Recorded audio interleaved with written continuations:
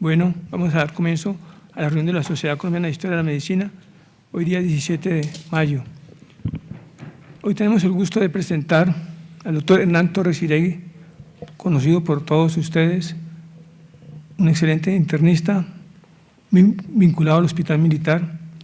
Aquí estamos varias personas que estuvimos en el Hospital Militar, comenzando por el doctor Rafael Reyes, que fue director del Hospital Militar, la coronel Constanza Garzón, coronel médica, María Socorro Valderrama, y otros personajes, el doctor Esguerra, director de Medicina Nuclear del Hospital Militar cuando yo era residente, el doctor Castro, con el que jugábamos futbolín.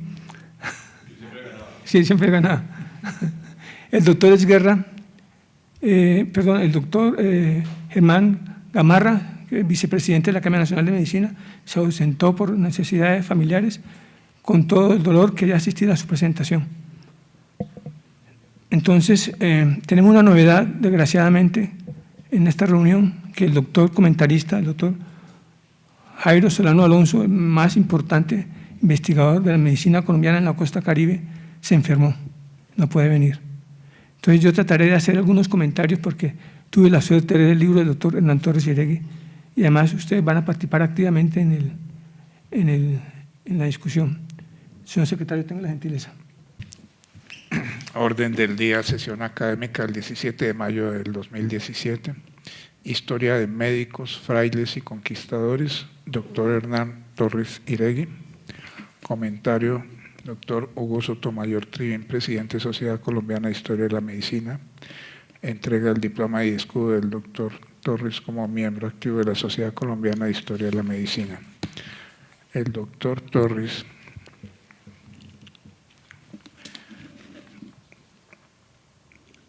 nació en Bogotá en el año 38, noviembre 13. Se graduó de bachiller en el Liceo de La Salle, estudió medicina, realizó sus estudios médicos en la Universidad Javeriana, recibiendo el título de médico en el año 1963. Después estuvo en el Hospital Militar Central como médico internista nefrólogo, recibió su título por Ascojame en el año 68. Se trasladó a Cleveland, a la fundación Cleveland Clinic Educational Foundation, a estudiar nefrología y órganos artificiales del año 67 al 68. Ha desempeñado cargos académicos como instructor de medicina interna en el Hospital Militar Central, instructor y catedrático de la Universidad del Rosario, instructor en la Universidad Javeriana, profesor asociado, profesor titular y profesor emérito de la Escuela Militar de Medicina. Ha pertenecido a la Asociación Colombiana de Medicina Interna como miembro de número y vicepresidente. Fue miembro fundador de la Sociedad Colombiana de Nefrología, de la Sociedad Colombiana de Enfermedades Infecciosas, de la Sociedad Colombiana de Hipertensión Arterial. Se ha desempeñado como jefe del Servicio de Nefrología del Hospital Militar Central y jefe del Departamento de Medicina del mismo Hospital Militar del año 76 al 98. Doctor Torres tiene la palabra, por favor. Porque nosotros los antiguos, los que hemos sumado muchas juventudes, pues tenemos una característica, es que oímos mal.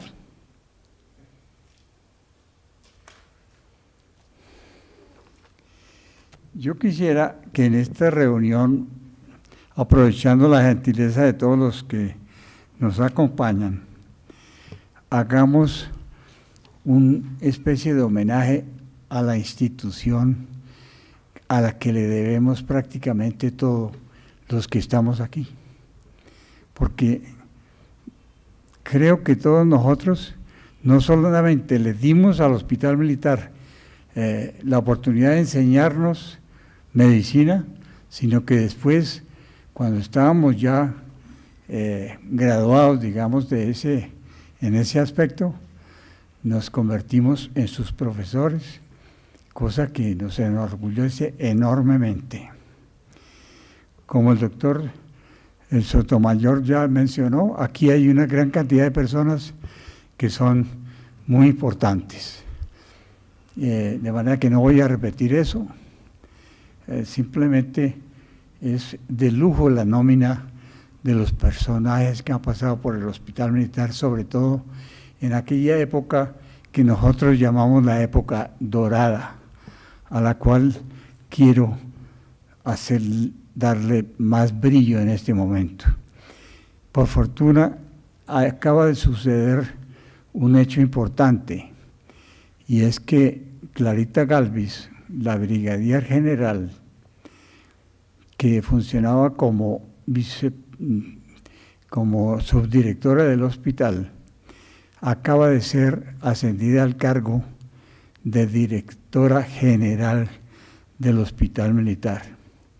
Para mí esto es muy significativo porque después de tantos años en que el hospital ha sido dirigido por directores no médicos, volvamos a caer en manos de un médico importante, graduado allí mismo y muy experto en la parte administrativa, pero también en las condiciones importantes de los médicos de la institución y de los pacientes. De manera que para mí es una especie de esperanza lo que tenemos hoy en día con el nombramiento de Clarita Galvis.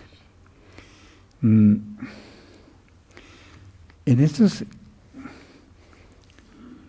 palabras o en estas inauguraciones, uno pretende a veces hacer demasiadas menciones innecesarias. Hoy lo que queremos hacer es recibir una pequeña obra que escribí sobre historia de la medicina de la época colonial, del descubrimiento, la colonia en el Nuevo Mundo. Pero también he tenido que ver con otras partes de la historia de la medicina en Colombia, porque yo después de que me retiré del Hospital Militar en el año 1998, me fui para un pueblito del Magdalena Medio, un pueblito sumamente ardiente, y allí pude hacer lo que hacen los médicos en las regiones en Colombia. Entonces allí pude palpar muy de primera mano todo lo que sucede y acontecía con nuestros pacientes de los pueblitos de esas escarpadas regiones, que llegaban todavía donde el médico particular, personas que a veces se mejoraban solamente con charlarles un rato, oírles sus chistes, sus comentarios, y después uno le preguntaba, bueno señora, ¿y usted a qué vino? ¿Cuál es su problema? Y decía, no doctor, ya me mejoré. Hoy en día esos pacientes ya no reciben ese tipo de medicina, y por eso no es fácil mejorarse.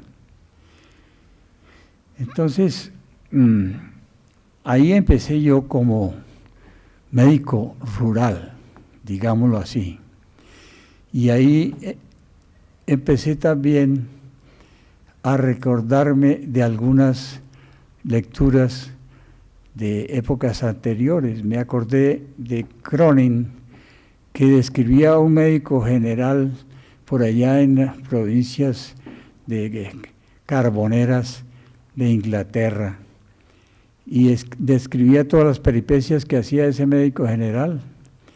Y entonces a mí se me ocurrió que por qué no iba yo con ese ocio que ahora me estaba atropellando en La Dorada.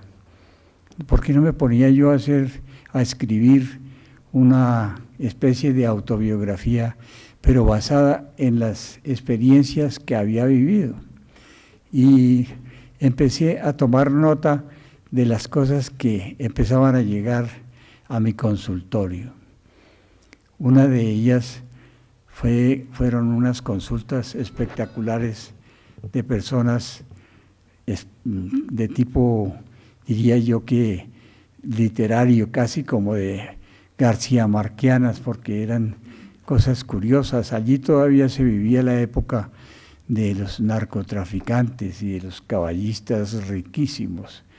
Uno de esos pacientes fue precisamente un caballista que llegó con su mujer a pedirme ayuda por un dolor cardíaco.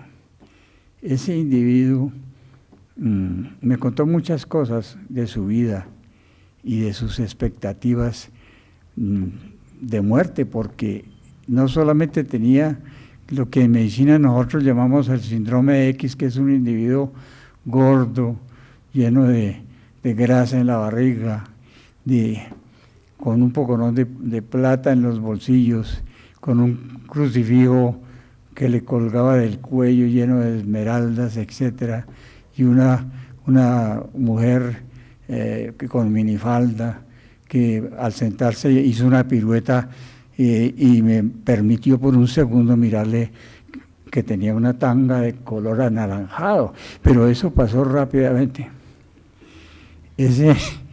Ese caballista lo mandé para Medellín porque tenía un dolor en el pecho y encontré, ya que está por aquí Lemos Alfonso, que el electrocardiograma era casi normal, pero había unas señitas en B1 en la onda T que me permitían sospechar una cosa que a ustedes les preguntaba todas las veces en el Morning Report, y es, usted a ese dolor precordial, ¿no se le ha ocurrido que de pronto se muere ese paciente? ¿Usted qué le hizo?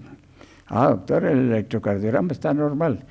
Pero resulta que lo que uno cree a veces que es normal, si no vuelve a ser normal cuando uno lo suma con la clínica. A ese gordito lo mandé a Medellín porque pensé que tenía una cosa que se llama síndrome de Wellens, que es la expectativa inminente de la obstrucción de nada menos que la arteria descendente anterior con muerte súbita. Y el tipo se salvó porque allá le pusieron un stent. Entonces, desde ese caso, empecé a escribir yo historias de mis experiencias. Por eso empecé a ser como un escritor naturalmente ya viejo, o sea que yo soy de esos que se llaman escritores tardíos, para hablarlo como en una forma más académica, ya que estamos en la Academia de Medicina y en la Sociedad de Historia, entonces llamémoslos escritores tardíos, pero al fin y al cabo lo que somos hoy son unos escritores viejos, re viejos. Bueno, de todas maneras eso empezó así, pero ¿cuándo empecé yo con la historia de la medicina? La historia de la medicina se me ocurrió a mí empezar a investigarla una vez que, escribiendo algo sobre los alemanes que llegaron a Colombia, o sea, la intrusión alemana en Colombia, encontré que Nicolás de Federman subió desde los llanos orientales hasta Bogotá y para llegar tarde, porque llegó de último, ya se habían repartido el pastel Jiménez de Quesada y Federman. Pero el pobre Nicolás de Federman tuvo que subir por todas las escarpadas selvas más fregadas desde los llanos hasta llegar a Bogotá, a la sabana de Bogotá. Y pasó que llegando por ahí a un sitio donde ya no resistían más porque venían ya despedazados, ya sus vestidos estaban vueltos jirones, estaban cubiertos con pieles de animales salvajes. Se encontraron con los indios Foscas. Fosca, tal vez alguno de ustedes sepa que es un pueblito de allá, de esa región de oriente de Cundinamarca. Esos indios Foscas eran un poco más esbeltos que los chipchas, quiero decir, un poquito más altos, un poquito más claros, etc. Y le dijeron a Federman y a su grupo que allá abajo, en el fondo del cañón, había un río. Ese río que se ve allá tiene propiedades medicinales. Estos tipos se fueron a botes, a tumbos, desesperados, se metieron allá entre el río haciendo velitas. Ustedes saben qué quiere decir hacer velitas, es acurrucarse y levantarse entre el río, ¿no? Eso se llaman velitas. Y a pedir, sáname, sáname. Desde ahí quedó ese río y esa región con ese nombre de Sáname.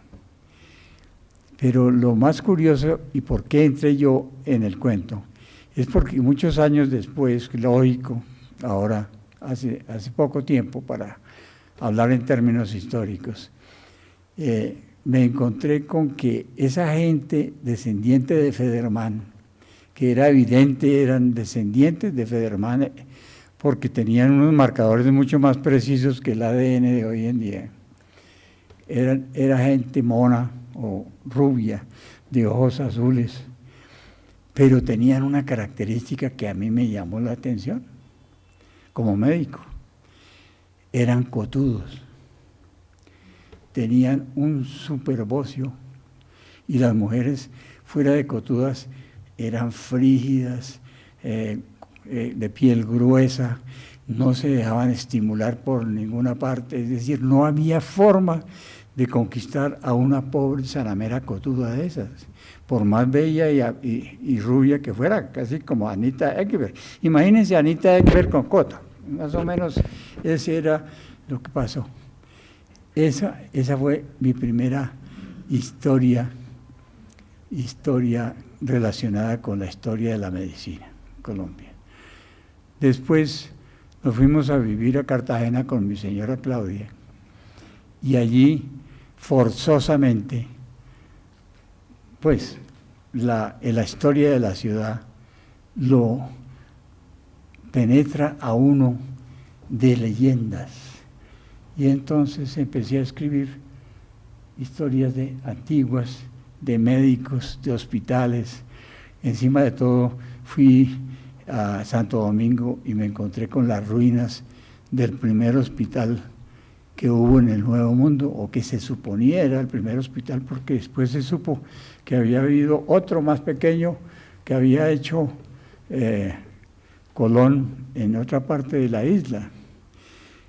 De todas maneras, ahí terminé también escribiendo cosas de historia de la medicina. Por eso estoy aquí metido hoy, porque se me ocurrió pues entrometerme a ser un escritor, yo diría más bien un escribidor, como dice Vargas Llosa, sin mayor éxito y sobre todo sin editor, o sea que no me he ganado un peso escribiendo libros. Y además he incursionado sin permiso por todos esos anaqueles que conocen ellos muy bien, en donde están todos esos libros polvorientos de la historia de la medicina, y me he metido donde no debería, pero han salido estas cositas. Esta obrita que estamos viendo hoy es una de ellas, y espero no morirme antes de escribir otras mejores. Entonces, con esto quiero terminar hoy y repetir que lo que quiero más que todo es hacer un homenaje a mi hospital militar, Rafael, tu hospital militar también, al hospital militar de todos ustedes, y con la esperanza, como digo, de que de ahora en adelante vuelva a recuperar su brillo ancestral como la mejor institución médica que hubo en Colombia y en Latinoamérica. Muchas gracias. Es excelente, escribe muy bien. Yo hace años estoy dedicado a escribir historia de la medicina, a investigar historia de la medicina. Investigar es fácil, escribir es difícil. El doctor Torres tiene la característica que investiga bien y escribe bien. Es muy difícil, lo felicito por eso. Tiene una investigación muy importante alrededor de Cartagena, sobre el hospital de Cartagena, unos datos muy curiosos sobre el hospital de Santa María de la Antigua del Darién, datos muy interesantes sobre la enfermedad que afectó a la costa caribe, principalmente a Cartagena, hasta los años 60, la potra, que me gustaría que ahorita extendiera eso, y se refiere con mucho entusiasmo a dos médicos que hemos tenido aquí oportunidad de comentar en la sociedad, Méndez Nieto y Pedro López de León. López de León es un personaje muy interesante que descubrimos simultáneamente el doctor Jairo Solano Alonso y yo. Lo descubrimos investigando. Es un personaje que no se ha investigado suficientemente aquí en Colombia. El doctor Pedro López de León trae a Colombia unos objetos quirúrgicos interesantes que aparecen en unas reseñas que hacemos. El doctor Torres Iregui tiene una peculiaridad que hace una investigación sobre la costa caribe colombiana, pero la relaciona con las islas del Caribe. Y tiene unos cuentos muy interesantes sobre Nicaragua, la famosa burdel de los... Me gustaría que usted comentara eso. ¿Por qué no hace un comentario alrededor de eso? Claro. ¿Se oye así? No, ya le traemos aquí una cosa. En toda esta parte de la historia que he escrito, le he agregado algo de sal y pimienta, porque Sí. realmente mi estilo no es el ladrillo, mi estilo es hablar y hacer reír a la gente. Sí. Entonces, digo el ladrillo en el sentido literario de la palabra, es decir, como alguien que dice que los escritos de Kant son prácticamente unos ladrillos sin comas ni puntos en una hoja entera, o sea que eso no lo lee prácticamente nadie. Entonces, yo he pensado que, sin criticar a ninguno de estos famosos historiadores, yo lo que he querido es que cuando lean mis libritos o mi libro, la gente se ría. Entonces, a ese pobre Pedrarias le fue muy mal. En primer lugar, porque llegó muy viejo. Ya era re viejo, tanto que ya se había muerto. Pedrarias se murió en España antes de venir al Nuevo Mundo. Lo que pasa es que el tipo, después de que estaba ya en el ataúd, le dio por resucitar. Seguramente era una inconsciencia por algún accidente cerebral, alguna cosa de esas. Y el tipo se levantó en la mitad del velorio, del entierro, y todo el mundo quedó petrificado de la vaina. Fuera de él que soltó la risa. Desde ahí se caracterizaba este viejo porque cargaba en el cuello no un escapulario de la Virgen Santísima ni nada, sino un pequeño ataúd ahí para acordarse de eso. Y cada año, cuando cumplía años, tenía su cura que le hacía una misa corpore insepulto y el viejo se volvía a acostar en un ataúd. Bueno, de todas maneras ese viejo llegó ya súper viejo al Urabá. Y allá se encontró con mil cosas y penalidades, etcétera, con Balboa. Y le quitó la cabeza a Balboa porque el viejo era tremendamente cortacabezas. Entonces le cogieron pique los colombianos, los panameños y los nicas, los nicaragüenses. Entonces el viejo se murió al fin, después de muchas vueltas, pero quedó su mujer, que era una vieja bastante fregada. Entonces la señora, los nicas no la querían, no le quisieron dar nada, pero ella se devolvió a España a conseguir que allá le dieran algún derecho, y ella sí se lo consiguió y volvió a aparecer por aquí. Pero entonces cogió esa plata y montó un negocio. Un negocio, pues que yo no sé si creerlo o no, porque esto es ya la parte de que yo le mezclo a mis historias verdaderas o medio verdaderas, medio ficticias, pero yo le mezclo muchas anécdotas que vienen en las novelas históricas. Entonces me encontré una novela histórica que se llama El burdel de las Pedrarias, de un escritor nicaragüense que se llama Casa Marciac. Y este señor dice que esta vieja viuda, con la platica que le dieron, montó una super casa y además un cura muy amigo de ellos les facilitaba el personal, que eran unas pobres indias vírgenes a las que llamaban las lloronas, porque las pobres indias las ponían en carne de cañón de de la soldadesca ahí que llegaba y entonces chillaban cuando las estaban violando. Eso es la historia del burdel de las Pedrarias menos mal que eso no lo alcanzó a ver el viejo Pedraria, porque ahí sí se hubiera muerto más rápido. El doctor también cuenta una cosa importante en la historia que relata, y es que en general lo que hubo aquí fue un conflicto de guasabaras. No hubo combates importantes. Los españoles tuvieron conflictos, básicamente era con las serpientes, los aguaceros, los cansancios, el hambre. Y practicaron una cosa que se llamó, que yo he llamado, dentro de una clasificación que tengo de la historia de Colombia, yo la conquista la denomino epidemiología de la guerra de tierra arrasada. Los españoles sistemáticamente destruían los cultivos para dominar a los indígenas, y los indígenas también destruían los cultivos de ellos para que los españoles los triunfaran sobre ellos. Y utilizaron los perros. Me gustaría que hablara sobre eso, sobre los perros que utilizaron los españoles.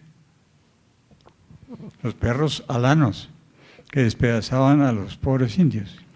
Pero esto de la tierra arrasada no siempre dio buen resultado, porque por ejemplo en Santa Marta mataron a Bastidas porque les hacía estorbo otro viejo, el único viejo más o menos bueno que español que había venido. Entonces sus capitanes lo pasaron al otro lado y los que quedaron se pusieron a arrasar la tierra totalmente. Allá todos esos indígenas, los chimilas, bueno, todos los que hay allá en esas sabanas que caen de las estribaciones de la Sierra Nevada de Santa Marta, y acabaron con los cultivos de los indios. Y entonces los indios de la sierra no les proveían absolutamente de nada. Entonces Santa Marta llegó un momento en que se murió de hambre prácticamente, y por eso Santa Marta no prosperó como sí prosperó Cartagena, teniendo un ambiente mucho menos saludable en las ciénagas de Cartagena que los Amarios, que tenían unos ríos lindos, que tenían un clima más suave, etcétera, pero de ahí tuvieron que salir corriendo la mayoría de las personas por eso, porque las tales guasabaras o la técnica o la táctica de tierra arrasada no siempre daba resultado. Sí, el último conflicto de guerra de tierra arrasada se dio aquí en lo que es Colombia con los pijaos en 1610. Los destruyeron, básicamente acabando con todos los cultivos de maíz. Interesante, otra cosa que usted comenta, la presencia de las enfermedades entre las comunidades indígenas. Aquí en Colombia las enfermedades tropicales no existieron. Es un embuste que los médicos nos hemos creído. Enfermedades tropicales no, enfermedades en el trópico. Aquí no existió la lepra, aquí no existió la fiebre amarilla, no existió la malaria, no existió la buchera Bancrofti, no existió la Oncocerca volvulus, la dracontiosis tampoco existió. Todas fueron enfermedades importadas. Existió el Chagas, existió el karate, el pián y la sífilis. El karate tiene una historia interesante, me gustaría que usted después comentara sobre eso. El karate es lo que le da el nombre a los vallenatos. La palabra vallenato no hace referencia, sino básicamente a la costumbre que tenían los amarios de referirse despectivamente a la gente de la provincia, la gente del interior, porque tenían unas manchas en el cuerpo y decían vallenatos, porque veían los hijos de las ballenas que tenían manchas. Entonces los vallenatos asumieron el insulto como un honor y comenzaron a llamarse vallenatos. Entonces vallenato es una palabra que hace referencia a la presencia generalizada de karate que hubo en Valledupar. Eso lo erradicó en los años 50 el doctor Maya Brujés a punta de penicilina. El karate también fue una enfermedad muy importante en las selvas amazónicas, se conocía con el nombre de pururú pururú, y se lo contagiaban los indígenas. Era un elemento de presencia, de dominio, de pertenencia. Los indígenas se azotaban y azotaban a las otras personas para que les diera el karate. Importante esa historia del karate. Otra cosa que me gustaría que usted comentara, ampliara, Yo llamo la historia de la colonia como la defino en términos epidemiológicos, la epidemiología de la servidumbre y la esclavitud. Los indígenas fueron sometidos a la servidumbre y a la esclavitud, y tuvo unas consecuencias y tiene unas consecuencias todavía muy graves para la historia nuestra. Me gustaría que usted ampliara un poco algo que comenta sobre los esclavos negros. Sí, pues realmente con la llegada de los españoles se produjo un choque epidemiológico violento, porque aquí los pobres indios no tenían anticuerpos contra nada de lo que traían los españoles. Los hombres y sus caballos y sus cerdos, porque por ejemplo Colón, que tenía una amiga medio así, ahí en La Gomera, siempre paraba, antes de venirse para sus travesías, paraba unos días allá donde su amiga, y en el segundo viaje le regaló una serie de cerdas o de puercas, y esas puercas se enfermaron y fueron las que dieron origen a la primera epidemia desastrosa en el Nuevo Mundo, porque acabó con la mitad de los taínos que había en Santo Domingo. De manera que es como el ejemplo de lo que nos trajeron. Pero además de eso, empezó a existir la esclavitud en el sentido de que el indio servía para todo, pero realmente el indio no se dejaba tan fácilmente. El indio era pícaro y era perezoso.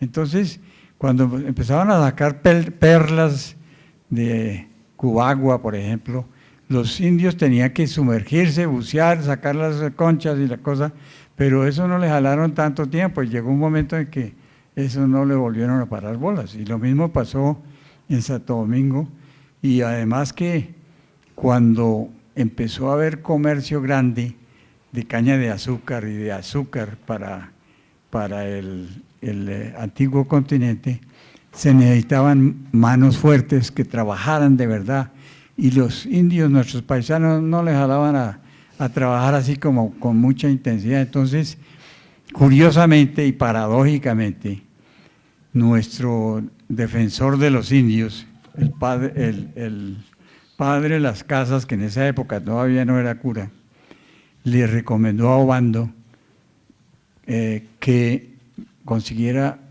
negros esclavos, porque eran más fuertes, el cuero era más grueso y se aguantaban todas las penalidades para trabajar en los ingenios y para sacar oro de las piedrecitas de los ríos. Entonces ahí empezó la esclavitud, que duró pues siglos, hasta donde ustedes saben, el siglo pasado. De manera que desgraciadamente esa es la historia de esa parte triste de la conquista. Una cosa interesante que el doctor trabaja en el documento, hace referencia al santo Pedro Claver. Pedro Claver se asocia en la historia de la medicina a la epidemia de 1651 de fiebre amarilla. La fiebre amarilla llega por primera vez al territorio colombiano como 1651 y se introduce al interior en 1830 a partir de la navegación a vapor por el río Magdalena. Y la gente siempre ha mencionado que el padre Pedro Claver tuvo fiebre amarilla, pero el doctor hace una observación maravillosa alrededor de la costumbre de Pedro Claver de lamer las heridas. Comenten. No, esta es una observación más que todo deductiva desde el punto de vista mío como clínico. Y es que la fiebre amarilla no se convierte en una enfermedad crónica. La fiebre amarilla, o si se muere, el tipo se muere rapidísimo, porque así sea bimodal, es decir, que hay dos periodos clínicos, pero termina muriéndose de vómito negro y se muere el tipo. O sea que eso no hay nada que hacer. Entonces, algunos historiadores se inventaron de que San Pedro Claver tenía una fiebre amarilla y que se demoró 2 años para morirse de eso. Eso no es posible. Y además los síntomas no eran de ninguna cosa de esas. San Pedro Claver tenía rigideces que algunos le achacaron a Parkinson, que tampoco tuvo él, sino era una cosa que se entiesaba. Él tenía un problema, que producía un problema en la vejiga urinaria. Entonces, todo eso configura un síndrome que es de la paraparesia espástica tropical. Entonces, lo que realmente tuvo el padre Claver fue una paraparesia espástica tropical, pero eso es una enfermedad venérea. Entonces, eso por eso los mantuvieron, los que primero tal vez se les ocurrió eso, no dijeron ni mu, pero después uno de los mismos médicos de San Pedro Claver se acuerda de una situación curiosa, y es que estando en alguna casa de esas ahí en Getsemaní, de pronto oyó en el otro cuarto a una negra que decía: no, padre Claver, no me vaya a hacer eso, yo no sé qué. Y entonces este tipo dijo: imposible que el padre Claver esté violando a la negra, eso es imposible. Y entonces se metió allá y encontró que el padre Claver lo que estaba haciendo era lamiéndole unas úlceras espantosas que tenía la pobre negra en las piernas. Entonces resulta que el padre Claver, como creo que hicieron muchos santos de aquella época, se autocastigaban para conseguir más rápido el cielo, chupándole las heridas a las úlceras, a los leprosos y a todo el mundo. Entonces resulta que el padre Claver tenía esa costumbre. Entonces yo, sumando cosas, he asumido que el padre Claver se le prendió el virus de la paraparesia espástica en alguna de esas heridas que tenían, esas úlceras crónicas que tenían estas mujeres, y que él lamía. Eso me parece muy interesante el comentario del doctor Torres Iregui. Otra cosa que él comenta es alrededor de las negras, todo el cuento de la brujería. Eso me recuerda una obra de Cervantes, El coloquio de los perros. El coloquio de los perros relata los Cervantes cómo las brujas en España tenían por costumbre untarse sustancias psicoactivas en la vulva para que absorbieran. Entonces ellas estaban convencidas que estaban viviendo unas pasiones sexuales intensas y volaban y todo. Entonces aquí ese concepto de la bruja fue asociado a las negras, no por esas prácticas, sino que las negras sabían lo que quería el blanco y le daban lo que quería el blanco, entonces las acusaban de brujas porque es que utilizaban pócimas. Me gustaría que usted ampliara un poquito el concepto de las brujas. Pero eso no es tan de esa época nomás, eso venía de atrás, porque de la época del Vesubio y de esto, se conoce que había unas situaciones curiosas. Por ejemplo, fornicar a la vesuviana era una de esas características, era con que la mujer se acaballara en el hombre, y que para que tuviera más placer, el tipo tenía que embadurnarse de pimienta y polvo de ortiga, de no sé qué, y era la forma de que todo funcionara bien. Entonces, esto tampoco es que nos hayamos inventado esa parte aquí. Realmente lo que hacían las brujas aquí era bailar mapalé y bailar cumbia, sino que los curas les dio por decir que eso era satánico, y entonces los pobres viejas las quemaron y las incendiaron por eso, y resulta que lo que estaban era bailando mapalé, ahí como lo hemos visto todas las veces ahí que vamos a mirar a estas muchachitas bailando en la Plaza de Bolívar ahí en Cartagena. Entonces eso era atroz para la Santa Inquisición, y así fue. Pero lo que sí era triste es que había connivencia con las brujas, no solamente con estas, sino con unas brujas importadas que hubo, la más importante era una vieja que se llamaba Ejiluz, que venía de Santo Domingo. Ella hacía todas estas vueltas, es que era muy hermosa, pero a la vez de que la tenían condenada por la Inquisición, ella era la compañera de un cura de esos, y entonces ahí duró tiempos y fue un grupo de bailarinas y todo, y ahí salieron otros poco brujas y los inquisidores y los obispos y todo estaban más involucrados en todo eso que nada.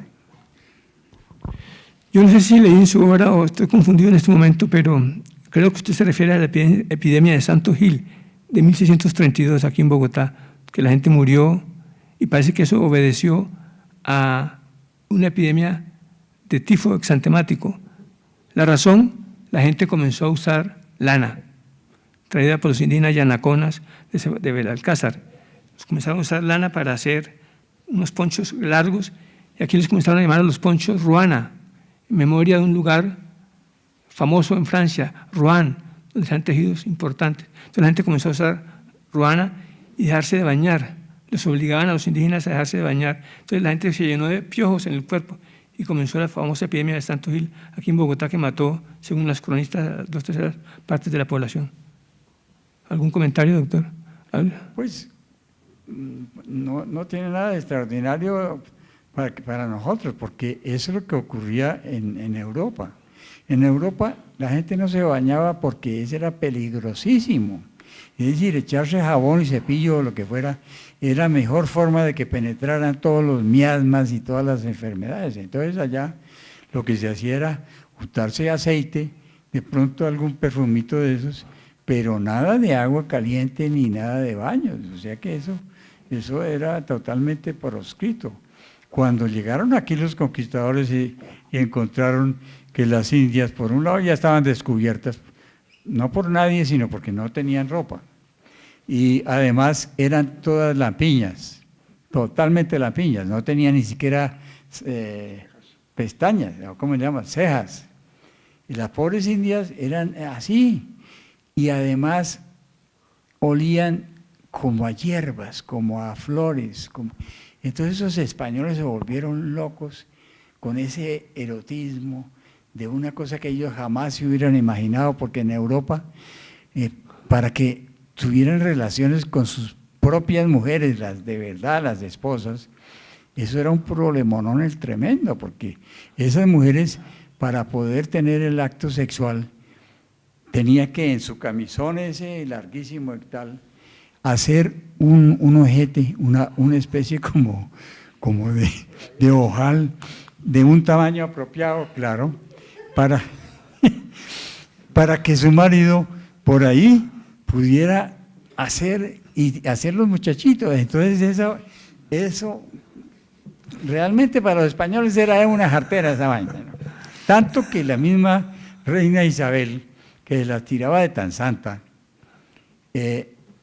para evitar que se aparecieran las costumbres malas entre los esposos de la corte, porque resulta que con tantas incomodidades los tipos empezaron a buscar alternativas. Se consiguieron a las primas de la mujer, bueno, mejor dicho, ya empezó a haber una promiscuidad dentro de la corte, hasta aparecieron unos tipos ahí que se consiguieron unos muchachos ahí como chirriados, y empezó a aparecer el homosexualismo. Entonces la reina Isabel, que era pragmática, como suele decirse ahora de Santos, es decir, que para evitar un mal grave permite otros males disque menores. Entonces resulta que la reina Isabel se le ocurrió, con sus obispos de que eran sus compinches, hacer en toda España una serie de mancebías que eran simplemente burdeles, en donde los señores de la corte podían ir a tener relaciones para evitarse las relaciones con la mujer. Entonces, de ahí empezaron muchas enfermedades, la sífilis y las cosas, y que trataron de traernos todas esas cosas, pero realmente aquí la gente se bañaba, aquí la gente que estaba enferma la aislaban, aquí se bañaban con hierbas desinfectantes. Entonces aquí lo que entró fue ya por pura necesidad, ya esos piojos que venían en las ratas, o que venían en los cerdos y en los caballos, etcétera, que nos transmitieron tantas enfermedades, fue ya casualidad, pero eso no existía en América. Sí. Aquí en Colombia existió un catecismo que circulaba. Ahorita Paula puede comentar un poco, ampliar eso. Un catecismo que la Iglesia hizo circular, donde el padre tenía que interrogar a la mujer cómo tener relaciones sexuales. La única relación sexual permitida era lo que usted comenta, la posición de misionero. Si la mujer tiene una relación sexual de medio lado, pecado venial. Si tiene una relación sexual encima del hombre, casi mortal. Y otro tipo de relaciones, mortal, directo al infierno. Entonces, ¿qué pasa? El cura, de tanto preguntar, se excitaba. Entonces, en las crónicas de la Inquisición, había dos personas que condenaban a la mujer, a la negra, porque ella sabía lo que quería el blanco, entonces se lo daba, y el cura por pedidor. Entonces, fueron las dos víctimas de la Inquisición. ¿Algún comentario sobre eso, doctor? No, pues simplemente no me sabía exactamente esa parte, pero no me extraña lo de los curas, en lo más mínimo.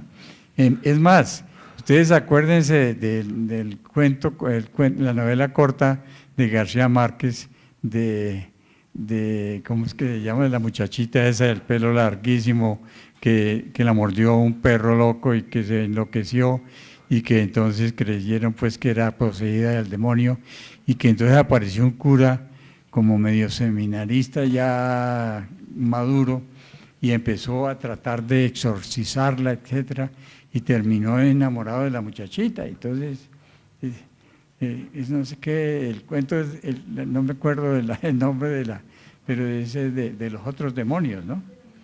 De todas maneras, creo que los curas están involucrados en todos estos aspectos, no es raro. Bueno, otro comentario, escúchenme que pues estamos hablando porque el comentarista falló, me tocó a mí aquí improvisar. Los indígenas se bañaban mucho, los españoles decían parecen patos, se bañaban 2 y 3 veces al día. Los españoles combatieron eso porque era una señal de que tenían un vínculo con las tribus de Judea o los islámicos. Entonces, los españoles se propusieron que los indígenas dejaran de bañarse, y por eso fue que comenzó todo el problema del tifus antemático acá. Paula Ronderos, historiadora, profesora de la Universidad Javeriana. Gracias. Pues yo quisiera hacer un par de comentarios, como saliéndome un poco de la conversación que están teniendo. Creo que hay 2 elementos muy importantes. Uno es el tema de la historia militar, que creo que es un aspecto fundamental para poder entender lo que constituye la historia de la conquista, de la colonia y de la República Colombiana. Como que muchas veces se ha desligado la historia de la medicina del ejercicio puntual del hospital militar y de la historia de la medicina militar, de la cirugía en particular, que creo que es un campo de trabajo que amerita como un ejercicio importante de reconsiderarlo y de ubicar en el espacio que tiene, pues digamos, para la historia. Casi siempre cuando miramos como los ejercicios de la conquista, lo militar es supremamente importante porque son las avanzadas y las huestes españolas las que conllevan como esa experiencia sobre el territorio, desde lo que mencionaba el doctor Sotomayor, de como el conflicto que hay con la naturaleza americana para poder sobrevivir, pero también con las heridas de guerra, que muchas veces es un elemento que se queda un poco de lado pensando en la dietética, en la terapéutica, pero no en la agencia directa sobre los cuerpos y la experiencia de la cirugía como un ejercicio muy importante para la sobrevivencia en América. Entonces creo que ese elemento es fundamental. Y el otro, como en el que yo quisiera detenerme un poquito, es el valor fundamental que tienen este tipo de trabajos para la Sociedad Colombiana de Historia de la Medicina.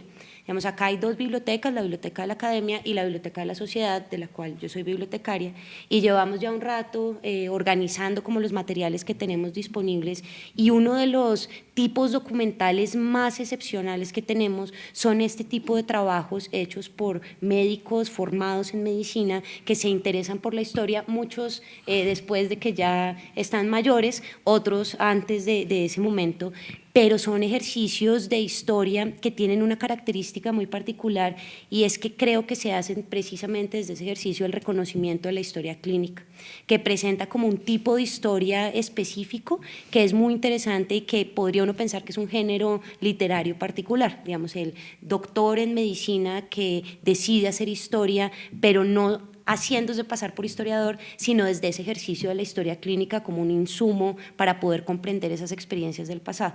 Entonces creo que este ejercicio pues lo vincula, pues ahora yo básicamente lo miré por encima de su texto, pero ese trabajo de Méndez Nieto, el trabajo de Pedro López, como lo que ustedes están hablando ahorita, que no es partir de la historia simplemente como ese recuento de los hechos, sino es una experiencia de apropiación del fenómeno médico en el pasado, precisamente desde la experiencia.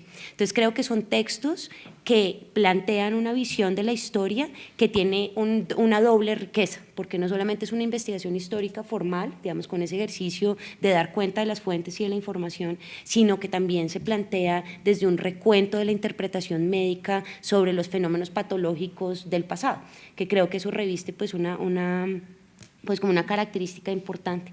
Entonces acá tenemos una colección de textos regionales, digamos de médicos, pues supongo yo muchas personas que han nacido en regiones de provincia que después de que ya tienen el tiempo de trabajarlo hacen la historia regional, digamos de compilación de los médicos importantes, pero también pues como lo enfatizaban ustedes, pues de las enfermedades y las patologías, de cómo podemos relacionar y criticar de cierto modo la manera como hemos entendido la historia a partir de ese ojo clínico que puede mirar el pasado, que creo que eso es un elemento importante como a resaltar, como los ejercicios de autopublicación, de investigación autónoma, el ejercicio de escritura y de buscar alternativas para narrar desde la pregunta por la medicina, pero también en un contexto particular. Entonces ahora pues mirando el libro abarca temas muy diversos, digamos tiene como una interpretación amplia sobre la historia, pero siempre está también anclándola como con esa experiencia, sea de la patología o sea de la práctica médica,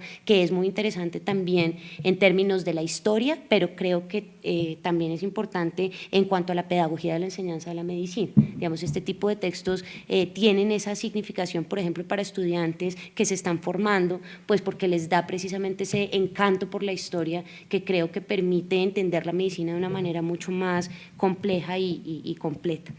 En relación a los contenidos, creo que el periodo colonial, el periodo de la conquista y la colonia, uno pensaría que hay bastante escrito, pero en realidad es escaso lo que tenemos disponible, digamos, a excepción del doctor Solano Alonso, digamos, hay unos ejercicios puntuales como de tratar de reconstruir lo colonial, pero hay unos vacíos importantes que este tipo de trabajos empiezan a permitirnos no solo responder inquietudes, sino generar cuestionamientos y generar preguntas sobre este periodo histórico. Entonces creo que eso también es un aporte fundamental de este tipo de trabajos, como poner sobre la mesa eso que a veces parece ya desarrollado y completo como la historia colonial, digamos que no solo es el ejercicio de mirar el pasado, sino el filtro mediante el cual se le mira y las preguntas con las que se interroga, que es un aporte fundamental para ese ejercicio de pensar la historia de la medicina desde la Sociedad Colombiana de Historia y como en lo que estamos un poco acá, como esa necesidad también de invitarlos a ustedes a que escriban, a que participen y a que busquemos esas estrategias para poder incluir las voces en las maneras como estamos pensando el pasado de la profesión. Hay una cosa acá importante, el doctor no lo menciona, pero creo que lo conoce, Vargas Machuca. Vargas Machuca es un soldado de las huestes de Jiménez de Quesada, escribe un libro genial, se llama Breve descripción de las milicias de las Indias. Milicia y descripción de las Indias. Sí. Un libro excelente, un capítulo dedicado, qué es lo que tenía que hacer un soldado para manejar las heridas de guerra, muy importante. Otra cosa que investigué yo en estas cosas es la aparición de las gafas.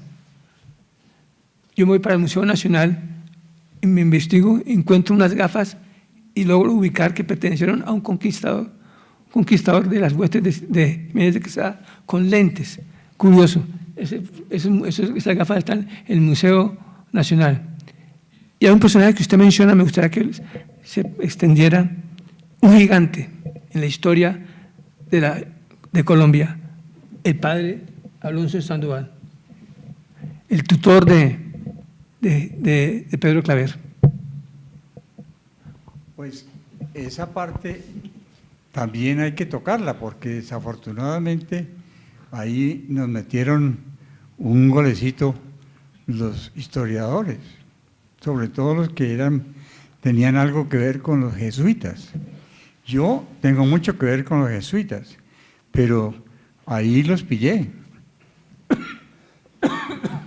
realmente antes del padre Claver había llegado a Cartagena el padre Sandoval, que era peruano. Y ese padre Sandoval, ese sí hizo cosas. Él pidió limosna para alimentar a los primeros jesuitas que había en Cartagena, y atendió a los negros, a los esclavos, etcétera.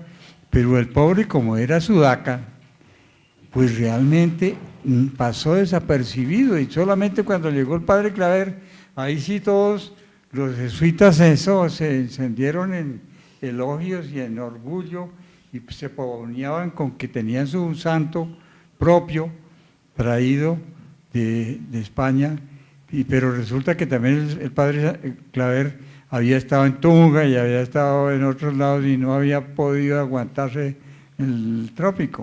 O sea que el padre Claver hay que persignarse cada vez que se acuerde uno de él, pero tenía la característica de que no fue el primero, él fue por lo menos el segundo después del padre Sandoval. Bueno, un comentario que yo quisiera que lo ampliara el doctor Ricardo Salazar, la cirugía que sufrió Pedro de Heredia. Sí, porque como asumo yo, ha estado hojeando su obra, doctor, que se centraliza mucho en Cartagena, y Cartagena es fundada por Pedro de Heredia.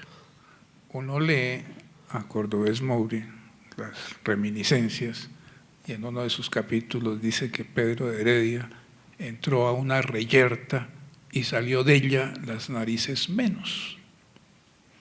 Y doctores de Madrid y de Toledo, las narices le ficieron del molledo. Molledo es esta parte del antebrazo, del brazo interno.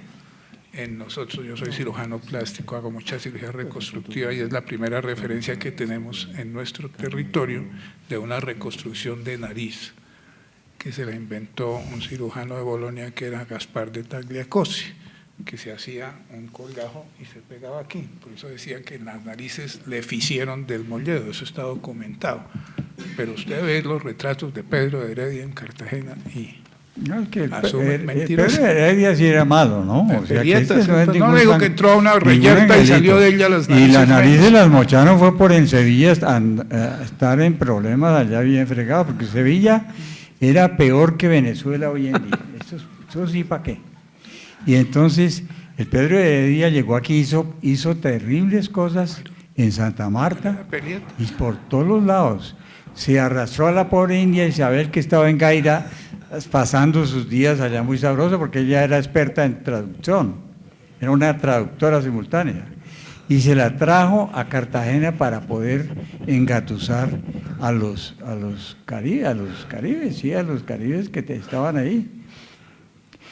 Ahora, para concluir con lo de Pedro de Heredia, pues no sorprende, en primer lugar, que fue un ensayo de cirugía plástica pues muy admirable, pero también que hay una coincidencia, y es que en Cartagena, yo diría que desde que existen los reinados de belleza, es la patria de la cirugía plástica, porque en un reinado de belleza, yo creo que no solamente la gente se debería acordar de Pedro de Heredia y de su cirugía plástica de la nariz, sino que casi siempre los cirujanos plásticos hacen el congreso de cirugía plástica más o menos por esa época. Y entonces empiezan a repartir tarjeticas a todos los asistentes ahí. No, perdona, eso es por fregarte un poquito. Pero de todas maneras es como el momento cúspide de la cirugía plástica colombiana. Es la cirugía estética. La cirugía reconstructiva es otra. Bueno, sí, tienes toda la razón. Pero a mí me llama. Tiene todo el derecho de defenderse, porque ¿qué hace? ¿Ah? Bueno, aprovechando que aquí está el doctor Michel Faisal, le prólogo, me gustaría que hiciera algún comentario sobre Caño del Oro, o la lepra en agua en Cartagena.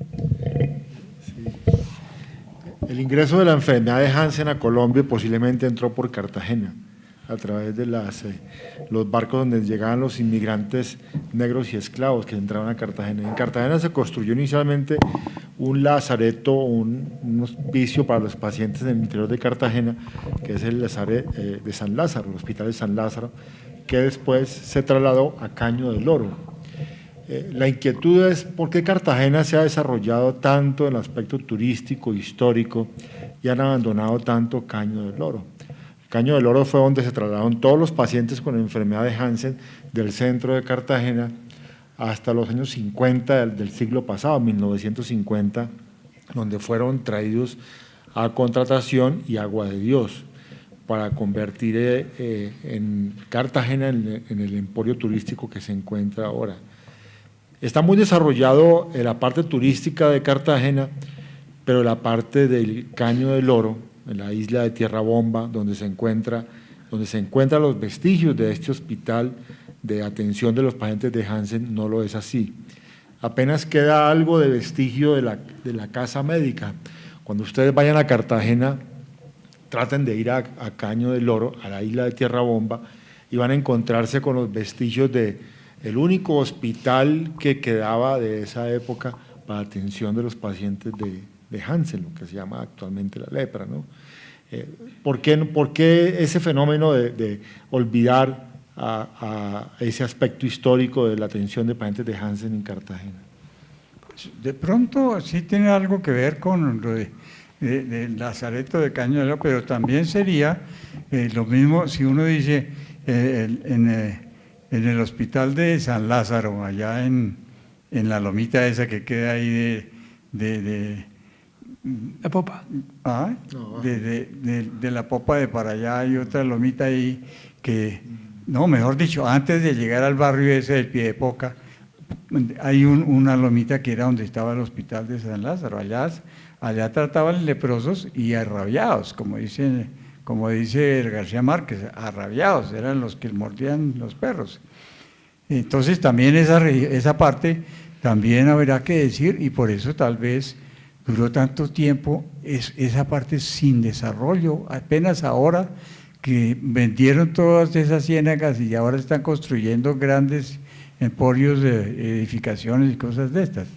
Pero volviendo al punto de Tierra Bomba, es que hay algo curioso con Tierra Bomba, y es que no sé si los que existían allí no aprovecharon esas circunstancias. Por ejemplo, Tierra Bomba había podido desarrollar una parte turística genial, empezando por Boca Chica, porque allá hasta Castillo hay, allá estuvo preso Nariño, allá había un pozo de tiburones donde echaban a los presos.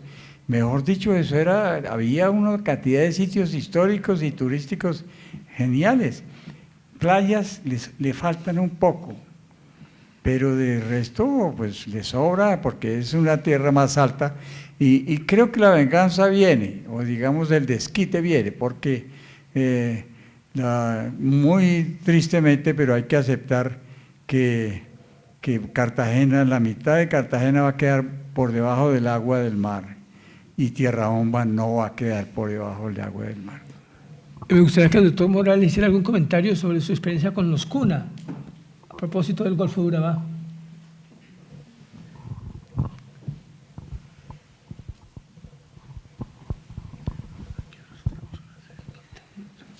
Pues no veo así una relación directa con la exposición del doctor Torres Iregui, pero sí veo que en las ruinas de Santa María la Antigua del Darién hay una apropiación de los indios Cuna con esas ruinas, y los Cuna dentro de su tradición oral dicen que allí vivió Cristóbal Colón. Es una deformación con respecto a lo que nosotros sabemos, o lo que la historia oficial nos ha dicho, pero en las ruinas de Santa María la Antigua del Darién, para los Cuna está enterrado y no lo dejan salir a Cristóbal Colón. Eso es el comentario que se me viene hacia por la pregunta de Abreboca con respecto a los Cuna. Pero una cosa que me llama la atención, aparte de la pregunta, es el comentario que hace el doctor Torres sobre la diferencia entre el desarrollo de Cartagena y el de Santa Marta. Es muy cierto que Santa Marta sí estuvo aislada por política de tierra arrasada, que acabaron con o desplazaron a los indígenas hacia los puntos más altos de la sierra, y Santa Marta quedó sin provisión, sin despensa de ninguna naturaleza y aislada por los ataques de los indios, tanto los de la sierra como los chimilas de la parte del Bajo Magdalena. Mientras ellos estaban, los samarios, los colonos samarios, pidiendo ayuda desaforada de Santa Fe, Bogotá, para que los auxiliaran porque estaban absolutamente aislados. Mientras eso, en Cartagena, ya los saqueos de las tumbas del Sinú habían hecho capitales, y por eso Cartagena se desarrolla mucho más rápido que Santa Marta, gracias al oro de los indios. Y también gracias a las actitudes de los indios es que Santa Marta queda aislada y en total desabastecimiento. Estos colonos que se enriquecen en Cartagena con el oro de los indios fomentan el enorme comercio que hace florecer a Cartagena como uno de los puertos más importantes de las colonias hispanoamericanas.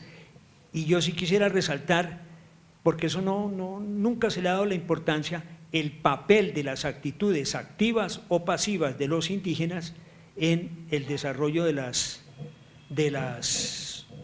desarrollo posterior de las realidades colombianas. Un comentario sobre la guerra y la medicina militar en Colombia en el siglo XVI. Usted lo comenta muy bien con la reina Isabel, desarrolló el concepto de hospital militar, de campaña, y aquí los españoles se movilizaron con eso. Jiménez de Quesada sale de Santa Marta porque hay una explosión de epidemia de gastroenteritis. Salen hacia el río Yuma, hoy día Magdalena, y traen el río Yuma unos bergantines que van a evacuar a los heridos, a los enfermos de la excursión por el río Magdalena. Eso es importante, interesante. Doctor Esguerra, ¿algún comentario? Aprovechando que usted tiene el premio de Historia de la Medicina de la...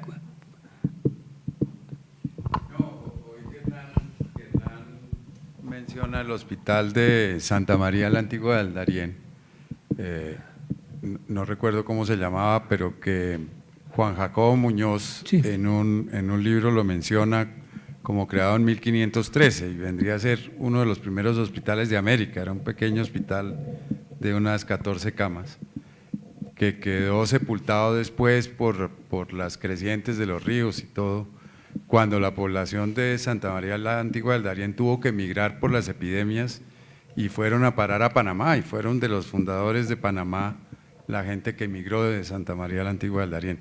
Pero ahí sí parece que fue el primer hospital, por lo menos de Sudamérica. Sí. Bueno, ¿algún comentario? Del Nicolás de Bari de Santo Domingo y de un pequeño que tuvo Cristóbal Colón en el parte norte que llamaba La Isabela. El de Darién fue el primer hospital acá. Sí, y es interesante porque con mucha frecuencia se decía que el primero era el de México, que existe hoy todavía ahí cerca del Zócalo, pero ese es de 1524 y el de Santa María es de 1513. Lo que pasa es que funcionó muy poco tiempo porque la emigración de Santa María ocurrió como un año después, entonces este hospital funcionó muy poco, por eso no se conoció mucho. El de México es el Hospital del Niño. El Hospital del Niño de México, ese es de 1524. Sí. ¿Algún comentario? ¿El doctor Bustos de la Costa Caribe tiene algún comentario? Doctor Elmer. Un comentario sobre las enfermedades tropicales que existían aquí antes de la llegada de los españoles. El caso de la rabia. En todos los indígenas que vivían aquí, desde México hasta el norte de Argentina, le tenían miedo a los vampiros cuando eran mordidos porque morían de rabia, que es la que transmiten. Después, cuando llegaron los españoles con los perros, vino la rabia que se llama urbana, que empezó a afectar todas las ciudades e inclusive en Lima, el virrey de Lima sacó un decreto en el cual a los aguadores los dotaron de un garrote, de un palo, para ir matando a los perros que andaban por las calles. Esa fue la primera medida que se tomó en la época de la colonia. Respecto a otras enfermedades, las encefalitis también existían, porque las aves migratorias las tenían, pero cuando llegaron los españoles y vinieron los caballos y la gente, entonces ya se pasó del ciclo selvático para producir las encefalitis, la venezolana, etcétera. Igual sucedió con la fiebre amarilla. La fiebre amarilla se urbanizó con el Aedes aegypti, que vino del África cuando vino la población negra, pero ya en la selva aquí existía el ciclo selvático, transmitido por el Haemococcus, que no afectaba porque la población era ocasional, no había suficiente densidad de población humana en la selva. Entonces ustedes recuerdan que ahí el doctor Bocher Manrique fue una de las personas, antes de que se comprobara, demostró los dos ciclos que existían.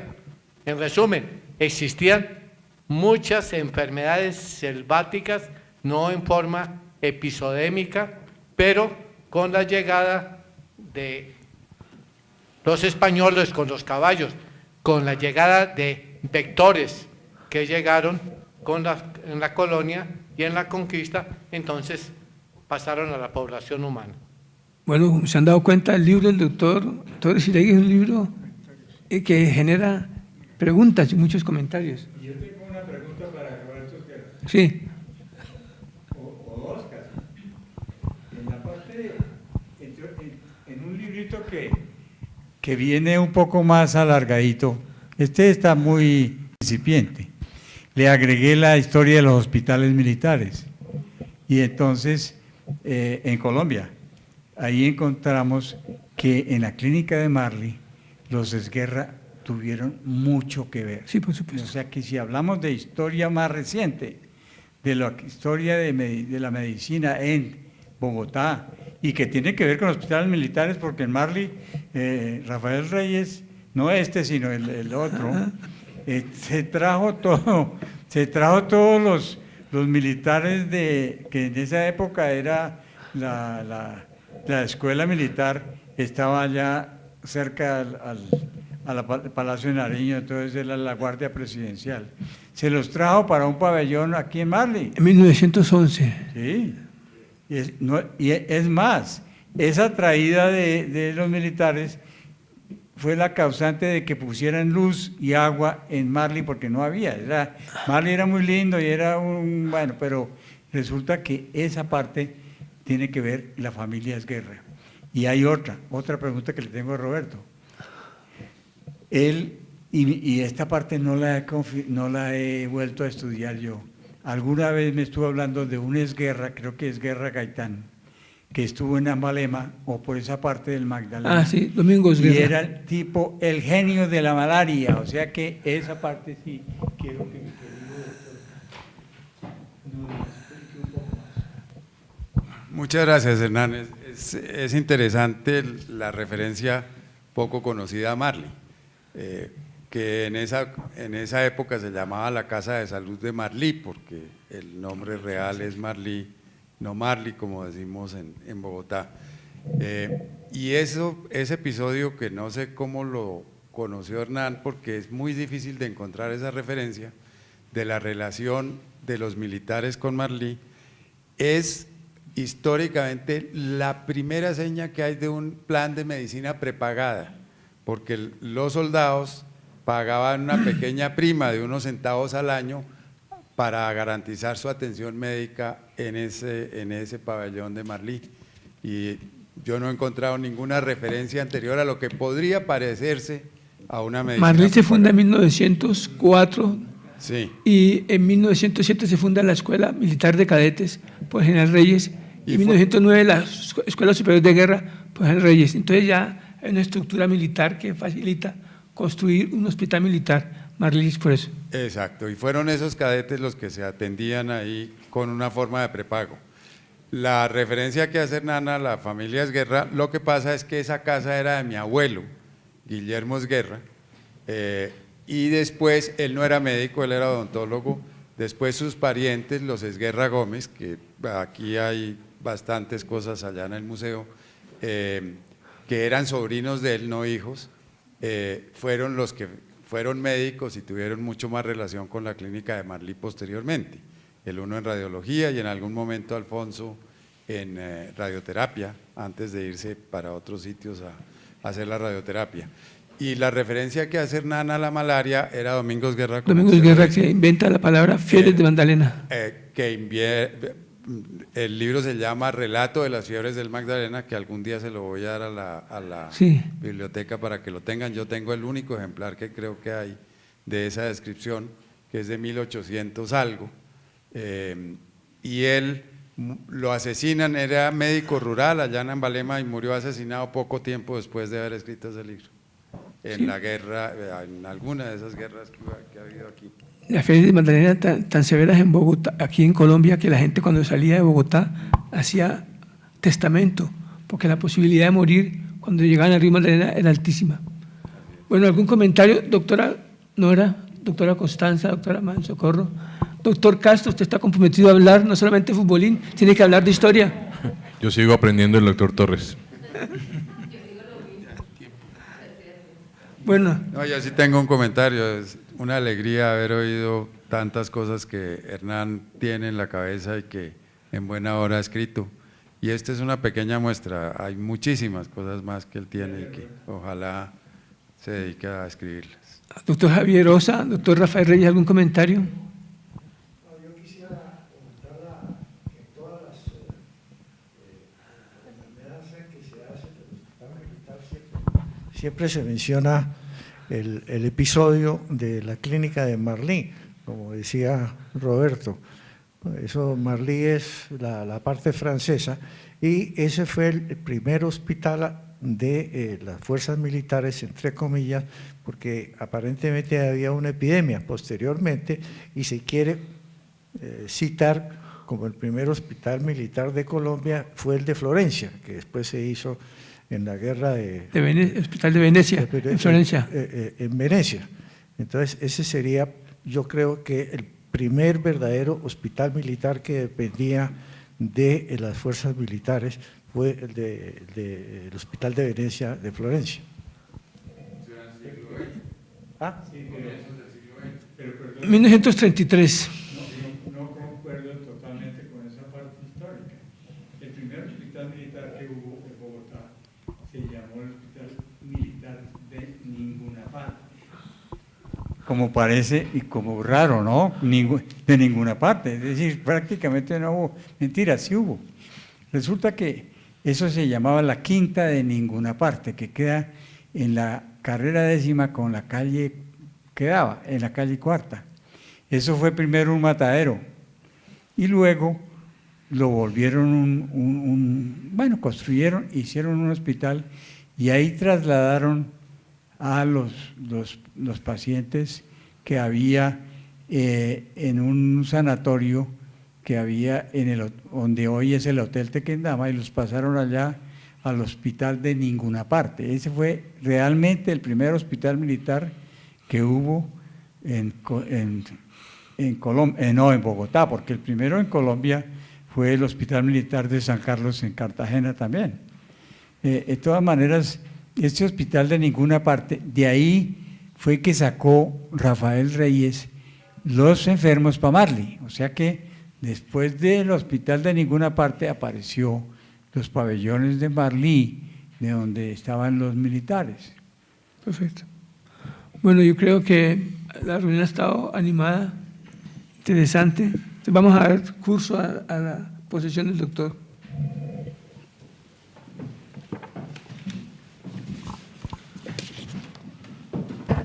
La Sociedad Colombiana de Historia de la Medicina confiere el título de miembro activo al doctor Hernán Torres Iregui y expide el presente diploma de acuerdo a los estatutos Bogotá, mayo 17, 2017.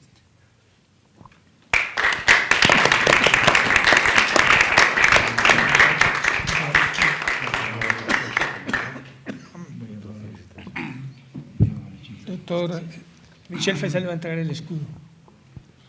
Eso lo pasa, señora. Que lo ponga la señora. Que lo ponga. El escudo. No importa.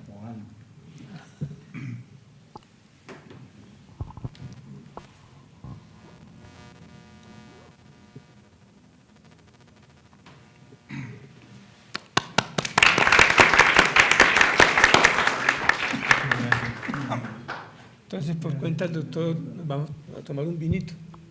Mil gracias.